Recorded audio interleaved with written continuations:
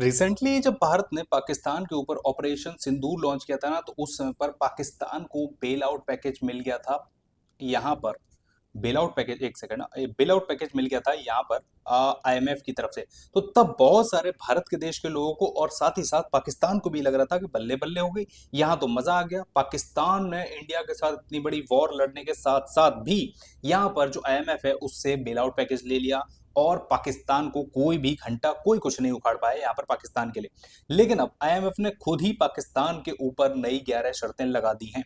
अब ये मैं नई क्यों कह रहा हूं, क्योंकि पाकिस्तान ने ऑलरेडी बहुत सारा बेल आउट पैकेज ले रखा है आईएमएफ से, और आईएमएफ ने पहले से ही पाकिस्तान के ऊपर 39 शर्तें लगा रखी थी कि इन शर्तों को आपको पूरा करना पड़ेगा, वरना अगला जो इंस्टॉलमेंट है वो आपको नहीं मिलेगा। पाकिस्तान उन 39 को ही पूरा करने में कामयाब नहीं हो रहा है, और अब उसके ऊपर 11 नई शर्तें लगा दी गई हैं, यानी कि लगभग लगभग 50 नई शर्तें लगा दी हैं।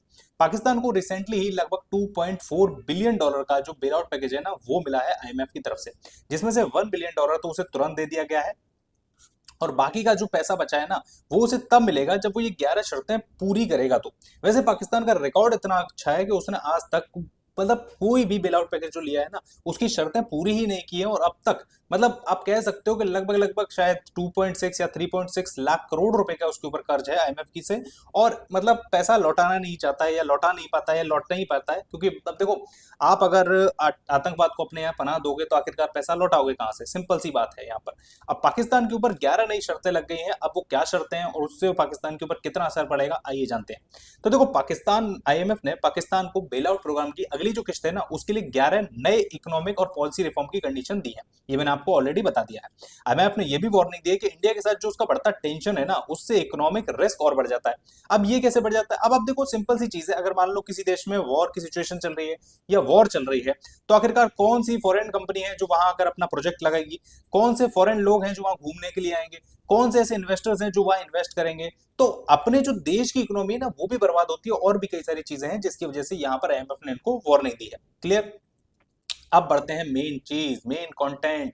आखिरकार क्या दिक्कत, क्या परेशानी और क्या 11 कंडीशंस वो है। देखो, सबसे पहले जो इनसे बोला गया है ना, वो बोला गया है कि आपको जो इस साल का जो बजट होने वाला है ना, वो आपको 17.6 ट्रिलियन पाकिस्तानी रुपीस का बजट पास करना होगा। है क्या मजाक की बात है यहाँ पर? मतलब लेकिन कहने वाली बात है कि अब जो 2025-26 का इनका जो बजट पेश होने वाला है ना अगले महीने जून में, तो वहां पर इतना बजट इन्हें पास कराना पड़ेगा अपनी पार्लियामेंट से, मतलब कराना ही पड़ेगा। आगे ये कहा गया है कि देखो, एग्रीकल्चर पर इनकम टैक्स लगाना पड़ेगा। ये बहुत बड़ी बात है यहाँ पर। देखो, बहुत बड़ी बात इसीलिए है क्योंकि देखो, भारत और पाकिस्तान है तो आखिरकार एक ही देश, पहले मतलब एक ही थे, बाद में अलग हो गए। तो यहाँ पर शुरू से ही जब से संविधान बना है, मतलब 47 में जब जब देश आजाद हुए हैं ना, तब से यहाँ पर ये रखा गया था कि भारत एक कृषि प्रधान देश है। पाकिस्तान भी उसमें शामिल था 1947 से पहले तक, तो वो एक कृषि प्रधान देश है। अब यहाँ पर क्या था कि एग्रीकल्चर पर कभी भी टैक्स नहीं लगाया जाता है। भारत में आज भी टैक्स नहीं लगाया जाता है एग्रीकल्चर पर।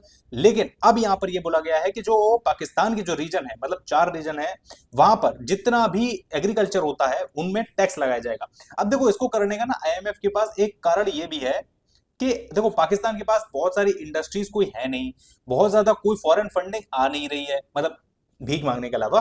ठीक है, लेकिन अगर यहाँ पर सिर्फ और सिर्फ एग्रीकल्चर ही एक ऐसा फील्ड है जहां पर जनता काम कर रही है, थोड़ा बहुत कमा रही है, तो मतलब अब जनता की कमर तोड़ने की यहाँ पर बात हो रही है कि एग्रीकल्चर पर भी इनकम टैक्स लगाना होगा। क्लियर? अगला है कि उनको अपना गवर्नेंस एक्शन प्लान पब्लिक करना पड़ेगा। इसका मतलब यह है कि इनको अपना एक गवर्नेंस एक्शन प्लान बनाना होगा कि किस तरीके से गवर्नमेंट को चलाना है, किस तरीके से यहाँ पर जो इनके जो एक तरीके से करप्शन से डील करना, या बाकी सारी चीजों से डील करना, ब्लैक मार्केट से डील करना, तो इन सब चीजों को कैसे किया जाएगा, तो उन सब का एक पब्लिक जो प्लान है ना, वो इनको बताना पड़ेगा 2025 के आखिरी तक, 2025 के लास्ट तक। इन्फ्लेशन के हिसाब से कैश ट्रांसफर को एडजस्ट करना। देखो, यहां पर क्या है, जैसे भारत में बहुत सारी जगह पर ये योजनाएं चलती हैं कि जितने भी गरीब और वनरेबल लोग हैं उनको कुछ कैश दिया जाता है, उनको कुछ कैश दिया जाता है। तो पाकिस्तान में भी ये चीज चलती है। तो अब यहाँ पर आईएमएफ ने ये बोला है कि यार देखो, जो यहाँ पर कैश दिया जा रहा है ना, उसको इन्फ्लेशन के हिसाब से एडजस्ट करो और उनको दो। मतलब अभी तक ये है कि सिर्फ ये कागजों में है, वहां पर दिया नहीं जा रहा है, बहुत कम लोगों को ये पैसा मिल पा रहा है। तो उन्होंने कहा कि भाई देखो, वनरेबल और गरीब लोगों को ये पैसा देना जरूरी है, और वो पैसा आप 10 रेस्ट को ना देकर इन लोगों को दो, और उसे इन्फ्लेशन के हिसाब से एडजस्ट करके दो। अगला है कि 2027 के बाद से इनको अपनी फिजिकल स्ट्रेटजी तैयार करनी पड़ेगी। मतलब इनको शायद फिजिकल स्ट्रेटजी क्या होता है ये नहीं समझ में आएगा पाकिस्तान वालों को, आपको नहीं, ठीक है। 2027 के बाद से इनको अपनी, मतलब ये कह सकते हो कि आपको क्या तरीके से फाइनेंस करना है, ट्रेड करना है, किस तरीके से उसको बढ़ाना है, ये सारी चीजें इनको बतानी पड़ेंगी, और नई एक प्रोसेस शुरू करना पड़ेगा इसको करने के लिए। अब यहां पर देखो चीजें ये जो शुरू होती है ना 6 पॉइंट लेकर, ये सब जनता के ऊपर बहुत ज्यादा मार मारने वाली है। यहां पर बोला गया कि इलेक्ट्रिसिटी पर जो टैरिफ कॉस्ट है ना उसको बढ़ा दिया जाएगा आपसे। साथ ही साथ जो गैस के ऊपर टैरिफ मिलता है, यानी कि सब्सिडी कह सकते हो आप इसे, सब्सिडी जो मिलती है ना उसको भी इनको कम करना पड़ेगा या खत्म करना पड़ेगा। कैप्टिव पावर लेवी ऑर्डिनेंस और लॉ में बदलाव करना पड़ेगा। देखो ये है कि जैसे भारत में आप लोगों ने देखा होगा कि बहुत सारी जगह पर क्या होता है, स्पेशल इकोनॉमिक जोन बनाए जाते हैं जहां पर बहुत सारी कंपनियों को आमंत्रण दिया जाता है कि आप यहाँ पर आइए, हम आपको जमीन खरीदने में छूट देंगे, हम आपको पावर में छूट देंगे, यानी कि बिजली सप्लाई वगैरह में। तो इन्होंने कहा है कि अब उस छूट को बंद करना पड़ेगा, आप यहाँ पर बहुत सारी चीजें मतलब यहाँ पर आप नहीं कर सकते हो। अगला है कि जो इलेक्ट्रिसिटी सरचार्ज की लिमिट है उसको हटाना होगा, मतलब इतनी सरचार्ज की लिमिट है लेकिन उसको बढ़ाना पड़ेगा। यहाँ पर जो टैक्स जोन इंडस्ट्रीज हैं उनको जो छूट दी गई है उसको भी इनको कम करना पड़ेगा या खत्म करना पड़ेगा। यूज्ड कार या इंपोर्ट्स की क्वांटिटीज को रिस्ट्रिक्ट लिस्ट में लाना पड़ेगा। अब तक क्या था कि यहाँ पर अगर आप जो गाड़ियां जो इंपोर्ट की जाती है ना उनकी एक इन्होंने टर्म डिसाइड कर रखा था कि अगर जैसे 3 साल से पुरानी है, 5 साल से पुरानी है, तो उसको आप इंपोर्ट नहीं कर सकते। तो इन्होंने कहा कि भाई अब उसको इंपोर्ट करने की लिमिट को हटाओ। पहली बात तो ये कि आखिरकार वहां खरीद कौन रहा है इतनी महंगी गाड़ियों को जो इंपोर्ट करनी पड़े, वहीं की गाड़ियां बिक जाए तो बहुत बड़ी बात है। लेकिन अब ये तो आईएमएफ ने कहा है तो मतलब करना तो करना पड़ेगा।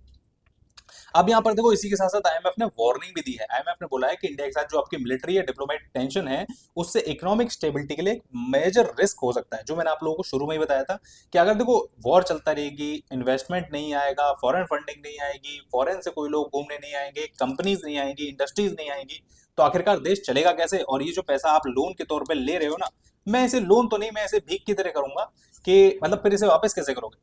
अब ये पाकिस्तान के रिफॉर्म इन्वेस्टर्स के लिए कॉन्फिडेंस को अफेक्ट कर सकता है, बिल्कुल जैसे मैंने आप लोगों को बताया। अब देखो पाकिस्तान की इस समय की इकोनॉमिक अगर आप कंडीशन देखोगे ना तो इन्फ्लेशन लगभग 38% से भी प्लस है। भारत में लगभग 4.5 या 5 के आसपास है, मतलब ऐसे ही है, लगभग 5 5.5 के आसपास या 5 के आसपास होगा। ठीक है, ऊपर नीचे होता रहता है। यहाँ पर लो फॉरेक्स रिजर्व है, मतलब लो फॉरेक्स रिजर्व इतना कि लगभग लगभग $8 बिलियन के आसपास यहाँ पर रह गया। इससे ज्यादा तो अंबानी जी की हमारे यहाँ छोड़ो यार, अब मैं क्या कहूँ, छोड़ो। ठीक है। हाँ, रिसेंटली वैसे पता एक वो आई थी कि तमिलनाडु जो है ना उसकी जीडीपी पाकिस्तान से ज्यादा हो गई है। सिर्फ एक राज्य की जीडीपी हमारे यहाँ पाकिस्तान से ज्यादा हो गई है, और ये कहता है कि हम भारत को बर्बाद कर देंगे। मतलब कमाल का कॉन्फिडेंस है इन लोगों के पास। राइजिंग अनएम्प्लॉयमेंट और पॉवर्टी भी इनके यहाँ बहुत ज्यादा बढ़ गई है। डेप्ट सर्विस, बहुत ज्यादा डेप्ट इनके ऊपर हो चुका है। जैसा मैंने आपको शुरू में बताया था कि बहुत ज्यादा आईएमएफ से लोन ले रखा है, बहुत ज्यादा इनके ऊपर कर्जा, तो मतलब इतना ज्यादा है कि मतलब क्या ही कहें।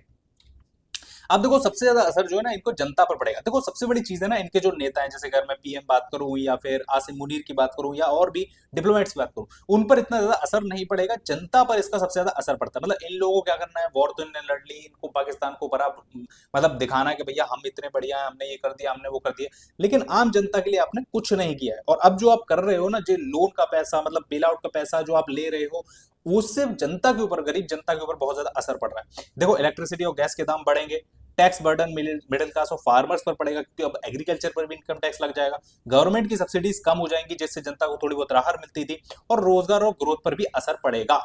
क्लियर कट ये वाली बात है। कंक्लूजन के बारे में बात करें तो देखो आईएमएफ ने कंडीशन पर पाकिस्तान के लिए जरूरी है कि रिफॉर्म लेकर आएगी। कहने वाली बात है, आएगा नहीं आएगा वो सभी जानते हैं कि आधे से ज्यादा इसमें से जो पैसा मिलेगा ना वो टेररिस्ट की फंडिंग में जाएगा। पाकिस्तान को फिर भीख लेकर, कटोरा लेकर घूमना पड़ेगा, और वो फिर दर दर मांगेगा, कभी यूएसए से, कभी चाइना से, कभी आईएमएफ से, कभी वर्ल्ड बैंक से। मतलब इस तरीके से लोन पर उसकी इकोनॉमी चल रही है। तो उम्मीद करता हूं देखो आप लोगों को ये पाकिस्तान के साथ जो 11 शर्तें आईएमएफ ने लगाई हैं वो आसानी से समझ में आ गई होंगी। इससे रिलेटेड अगर आप लोगों के कोई भी जवाब, सवाल, क्वेरी या कुछ भी हो तो आप लोग नीचे कमेंट करके पूछ सकते हैं। इसके अलावा अगर आप लोगों का कोई समस्या, सुझाव हो तो वो भी आप लोग नीचे कमेंट कर सकते हैं। आपका ये वीडियो देखने के लिए बहुत बहुत शुक्रिया। Thank you so much for watching. मिलते हैं नेक्स्ट वीडियो में।